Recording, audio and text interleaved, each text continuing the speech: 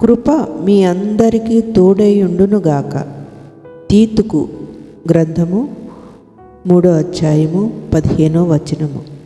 సైన్యములకు అధిపతి యెహోవా, కృపామయుడా, కృపగలిగిన దేవా, ఈ ఉదయం నాయన తీతు పత్రిక 3వ అధ్యాయము 15వ వచనములో తీతు భక్తుడు రాసినటువంటి మాట, నాయన కృప మీ అందరికీ తోడైయుండును గాక.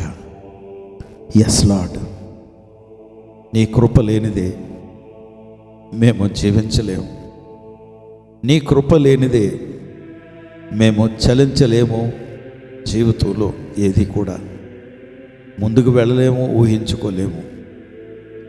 ఈ దినం గడవాలన్నా, మా ఆయుష్ని భూమి మీద మేము గడపాలన్నా, నీ దగ్గరికి మేము రావాలన్నా, నీ ఉన్నతమైనటువంటి పరిశుద్ధమైన నామమును మేము ఉచ్చరించాలన్నా, జీవితంలో మీ దగ్గర నుండి ఏది పొందుకోవాలన్నా, మీ కృప, మీ కృప, మీ కృప. Only your grace.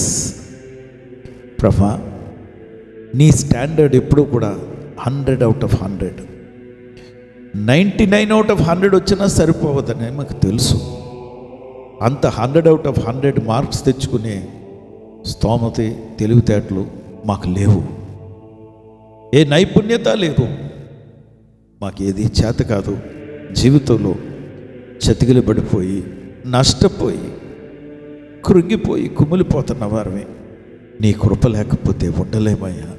నీ కృప లేకపోతే ఎటువైపు చూస్తాం, ఎవరి దగ్గరికి వెళ్తాం, ఎవరున్నారు మాకు? అందుకే ఈ ఉదయం భక్తుడు తీతు రాసినటువంటి మాట, నీ కృప మాకు ఉండును గాక. Thank you for your grace lord.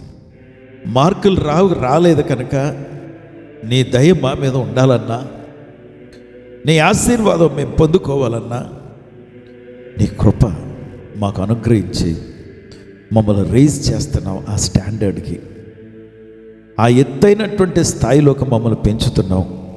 చాలా మార్లు ప్రభా, నీ దాసుడిగా నేను అనుకుంటాను, పరిశుద్ధులుగా మనం ఎలా ఉండగలం? నేను ఉండలేను.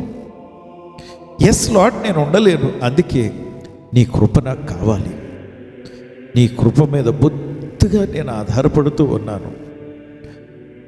నీ కృప లేనిదే నేను బ్రతకలేను. నీ బిడ్డలకి నాకు ఈ ఉదయం మీ కృపని మాకు అనుగ్రహించి ప్రభా, మమ్మల్ని ఆశీర్వాదాలకు అర్హులుగా చేయమని, మీ నామానికి మహిమ తెచ్చుకోమని మా ప్రభువు రక్షకుడు యేసుక్రీస్తు వారి నామములో ప్రార్థించి వేడుకొంచున్నాం తండ్రి. ఆమేన్.